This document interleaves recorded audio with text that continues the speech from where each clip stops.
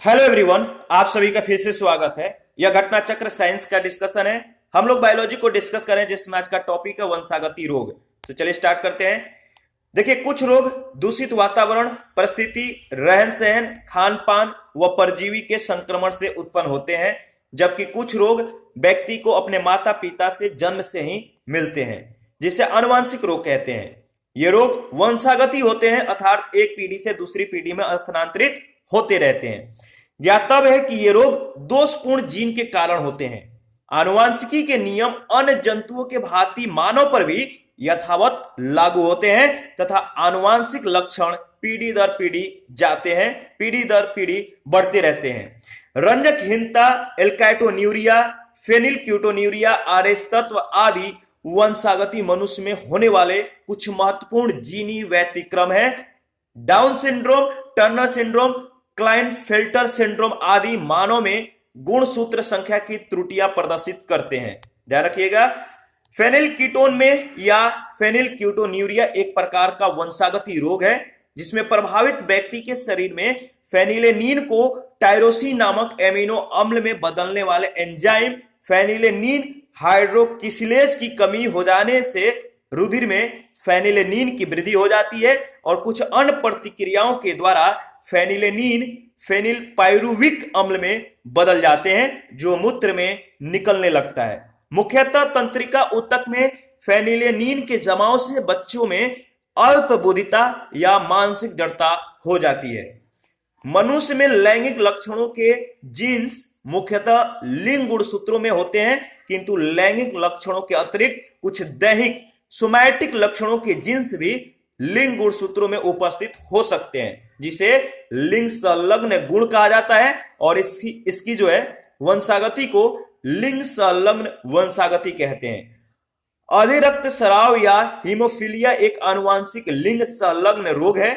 इसमें रोगियों में चोट पर काफी समय यानी आधे घंटे से 24 घंटे तक रुधिर में कुछ प्रोटीन्स की कमी के कारण थक्का नहीं जमता है और रुधिर बराबर यानी रक्त बराबर लगातार बहता रहता है, जिससे रक्त का स्कंदन नहीं होता। यह रोग प्राय मनुष्यों में ही पाया जाता है, जबकि स्त्रियां इस रोग की वाहक यानी कैरियर होती हैं। हीमोफीलिया मनुष्य में एक अप्रबल एक्स संलग्न वंशागति रोग है। ज्ञातव्य है कि पुरुषों में एक एक्स गुणसूत्र जबकि स्त्रियों में 2 एक्स गुणसूत्र पाए जाते हैं। हीमोफीलिया को रक्त श्रावण रोग भी कहते हैं, यानी हीमोफीलिया को क्या कहते हैं? रक्त श्रावण रोग। इसका प्रारंभ महारानी विक्टोरिया में हुआ माना जाता है, इसी कारण इसे शाही रोग भी कहा जाता है। ध्यान रखिएगा, इंपॉर्टेंट है। इसके बाद है एल्काइटोन्यूरिया। एल्काइटोन्यूरिया देखिए एक वंशागति रोग है जिसमें होमोजेनेटिक अम्ल का विखंडन नहीं हो पाता तथा रुधिर में इसकी मात्रा बढ़ जाती है। मूत्र में इसका उत्सर्जन होने लगता है तथा जोड़ों में इसके जमाव से गठिया रोग हो जाता है। पेशी दुष्पोषण। पेशी दुष्पोषण एक्स गुणसूत्र से संलग्न एक आनुवंशिक रोग है जो कि इस एक्स गुणसूत्र में मौजूद अप्रभावी जीन के निष्पीड़न से उत्पन्न होता है। ज्ञातव्य है कि यह रोग पीढ़ी दर पीढ़ी चलता रहता है। वर्णांधता, कलर ब्लाइंडनेस। कलर ब्लाइंडनेस को लाल हरा अंधापन या डैल्टोनिज्म भी कहते हैं। यह एक अप्रबल एक संलग्न वंशागति रोग है। यह रोग प्राय पुरुषों में पाया जाता है तथा स्त्रियों की भूमिका रोग की जीनी वाहकों के रूप में होती है। पुत्रों को इस रोग के जीन पिता से कभी नहीं मिल सकते क्योंकि पिता का अकेला एक्स गुणसूत्र सदैव पुत्रियों में जाता है। हालांकि पुत्रियों से ये जीन दूसरी पीढ़ी के पुत्रों अर्थात नातियों में जाते हैं। ध्यान रखिएगा, यदि एक वर्णांध पुरुष एक सामान्य महिला से विवाह करता है तो वर्णांधता के लक्षण उसके पुत्र में नहीं जाएंगे, जबकि उसकी पुत्री वाहक का कार्य करेगी। अगली पीढ़ी में यह वाहक पुत्री जो है यदि सामान्य पुरुष से विवाह करती है तो उसके पुत्रों में वर्णांधता की संभावना 50%, जबकि पुत्रियों में वाहक होने की संभावना 50% होगी। यदि वाहक पुत्रियां किसी वर्णांध पुरुष से विवाह करती हैं तो उसके पुत्रों के वर्णांध होने की संभावना 50%, पुत्रियां या तो वर्णांध या वाहक होंगी। थैलेसीमिया।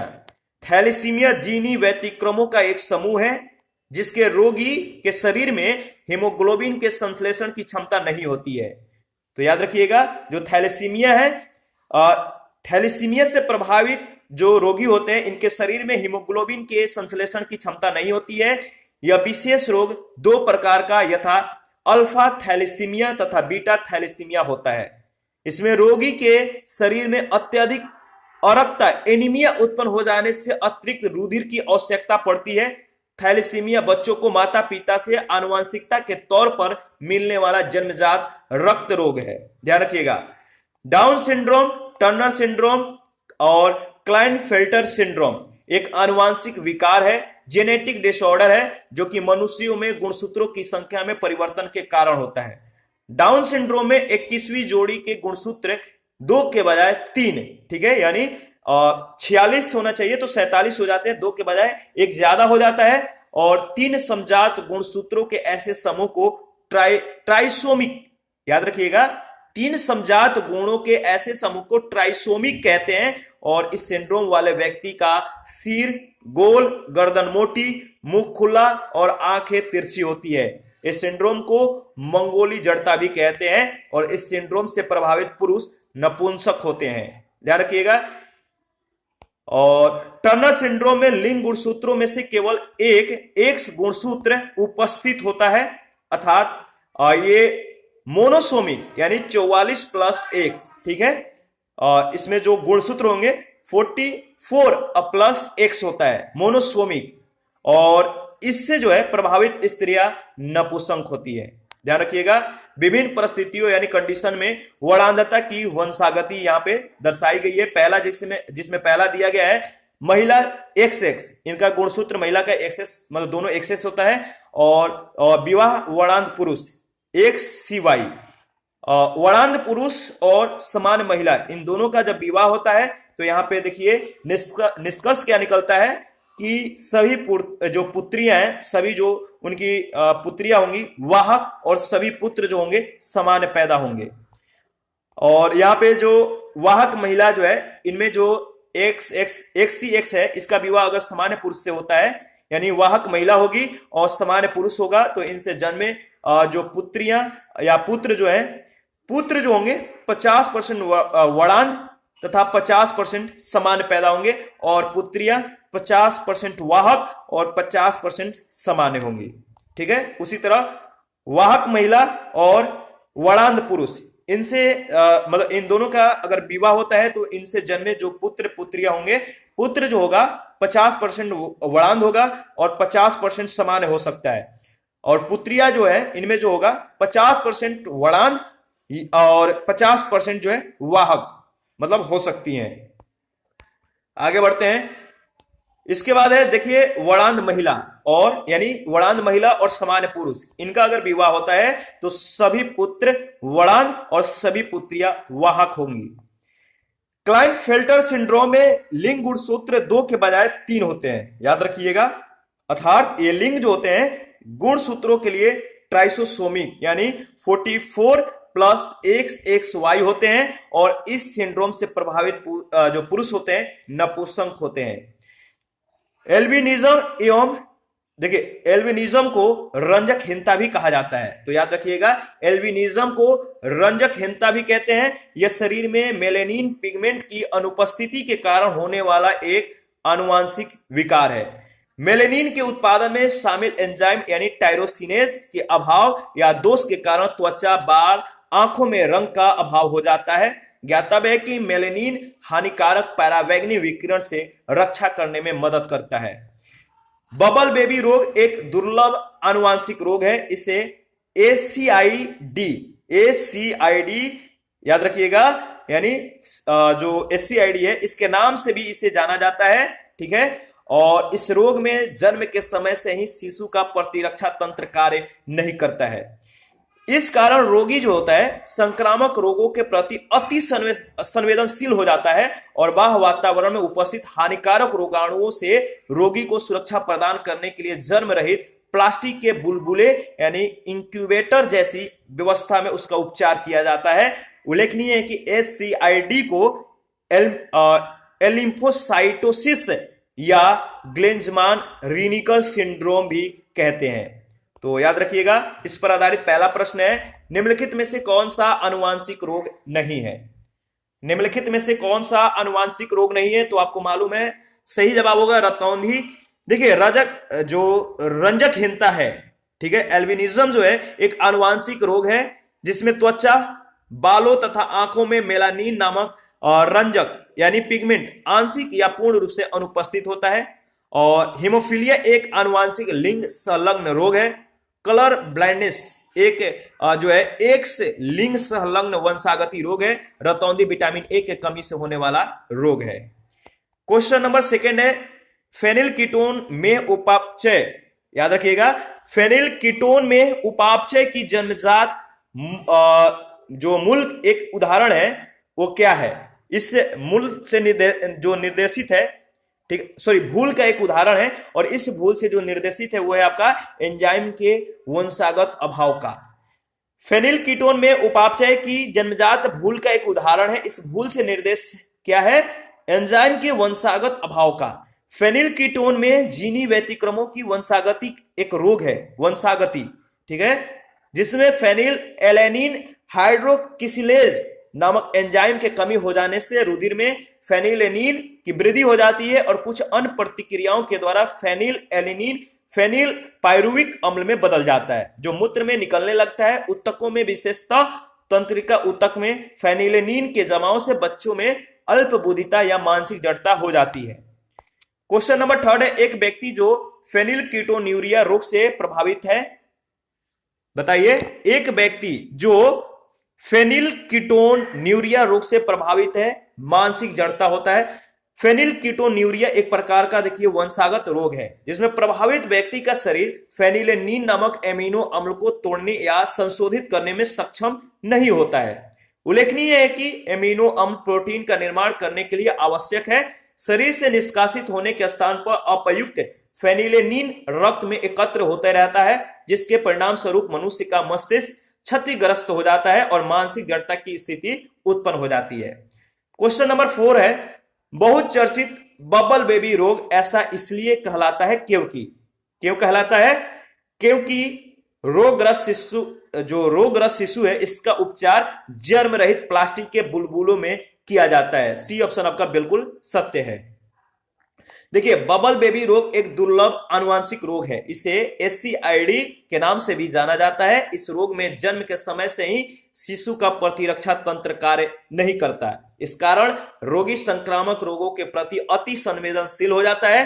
वह वातावरण में जो है उपस्थित हानिकारक रोगाणुओं से रोगी को सुरक्षा प्रदान करने के लिए जर्म रहित प्लास्टिक के बुलबुले यानी इंक्यूबेटर जैसी व्यवस्था में उसका उपचार किया जाता है। आगे बढ़ते हैं, नेक्स्ट क्वेश्चन है 5 नंबर है, हीमोफीलिया एक आनुवांशिक रोग है जिसका वहन, बताइए, हीमोफीलिया एक आनुवांशिक रोग है जिसका वहन स्त्रियां करती हैं और जो प्रकट पुरुषों में होता है। तो स्त्रियां करती हैं, वाहक स्त्रियां करती हैं और प्रकट पुरुषों में होता है। देखिए, हीमोफीलिया एक आनुवांशिक लिंग संलग्न रोग है जिसमें रोगियों में चोट पर काफी समय यानी आधे घंटे से 24 घंटे तक रुधिर में कुछ प्रोटीन्स की कमी के कारण थक्का नहीं जमता है और रुधिर यानी ब्लड बराबर बहते रहता है, जिससे रक्त का स्कंदन नहीं होता है। और इस रोग का वाहक स्त्रियां करती हैं और जो कि प्राय पुरुषों में प्रकट होता है, क्योंकि पुरुषों में एक X गुणसूत्र जबकि स्त्रियों में 2 X गुणसूत्र पाए जाते हैं। इसे रक्त स्रावण रोग भी कहते हैं, जिसका प्रारंभ महारानी विक्टोरिया में हुआ माना जाता है और इसी कारण इस रोग को रॉयल हीमोफीलिया भी कहते हैं। 6 नंबर है, अधिक स्राव है, अधिक रक्तस्राव है, क्या है? एक आनुवांशिक विकार है। तो डी ऑप्शन आपका बिल्कुल सत्य है। 7 नंबर क्वेश्चन है, निम्नलिखित में से कौन सा एक आनुवांशिक रोग लिंग संलग्न है? कौन सा एक आनुवांशिक रोग लिंग संलग्न है?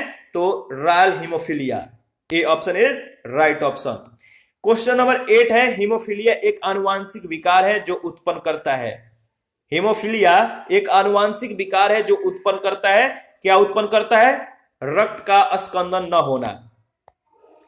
9 नंबर है, निम्न में से कौन सी व्याधि आनुवांशिक है? निम्न में से कौन सी व्याधि जो है आनुवांशिक है? तो हीमोफीलिया। क्वेश्चन नंबर 10 है, निम्न में से कौन आनुवांशिक अव्यवस्था नहीं है? कौन आनुवांशिक अव्यवस्था नहीं है?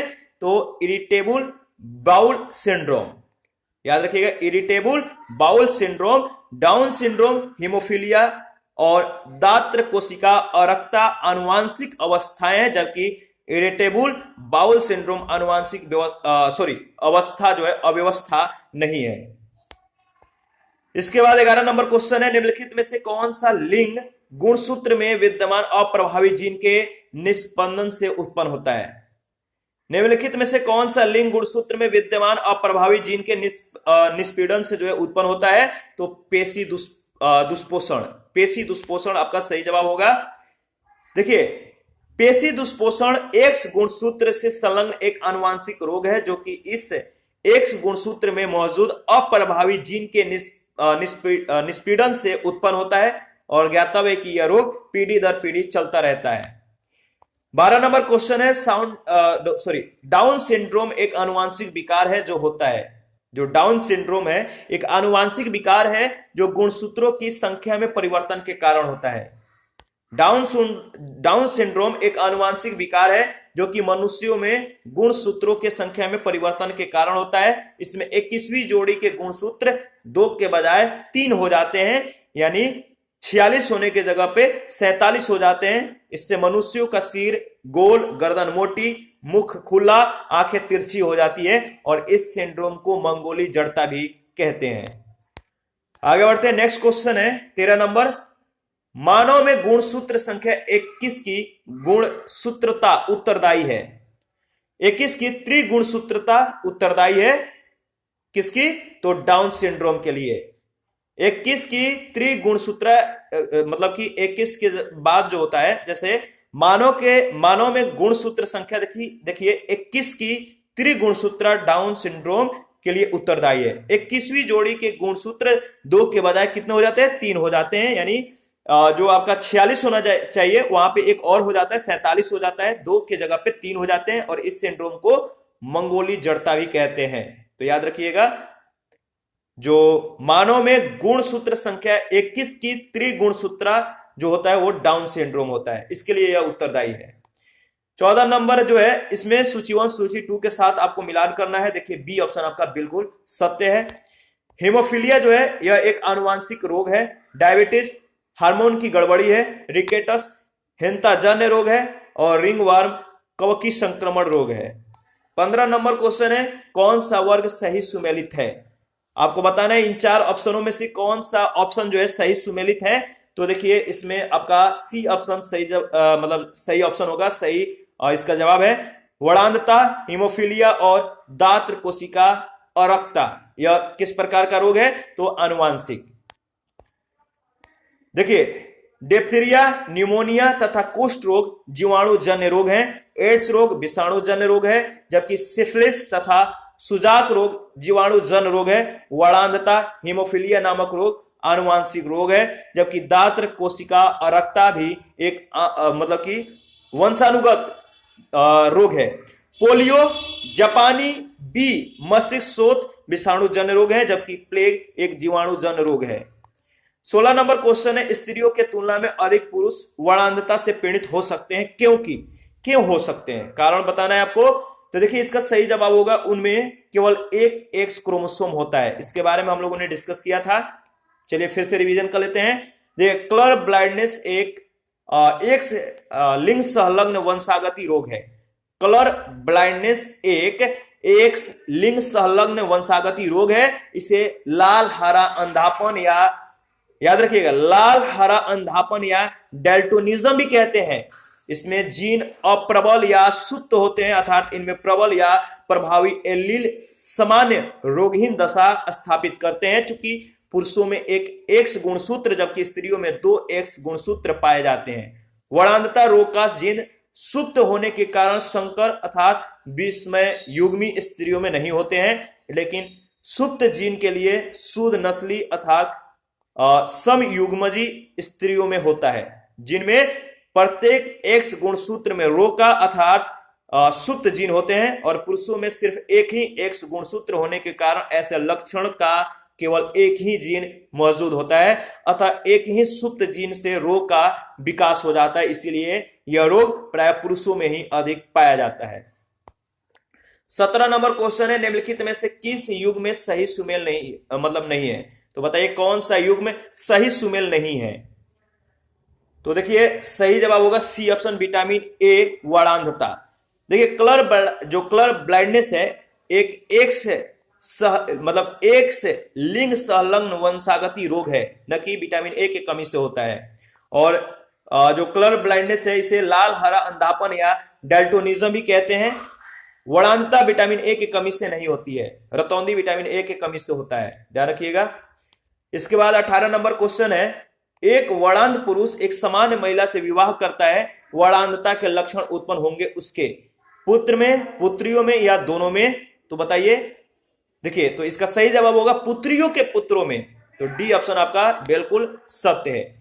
यदि एक वर्णांध पुरुष एक सामान्य महिला से विवाह करता है तो वर्णांधता के लक्षण उसके पुत्र में नहीं जाएंगे, जबकि उसकी पुत्री वाहक का कार्य करेगी। और अगली पीढ़ी में यह वाहक पुत्री यदि सामान्य पुरुष से विवाह करती है तो उसके पुत्रों में वर्णांधता की संभावना 50%, जबकि पुत्रियों में वाहक होने की संभावना 50% होगी।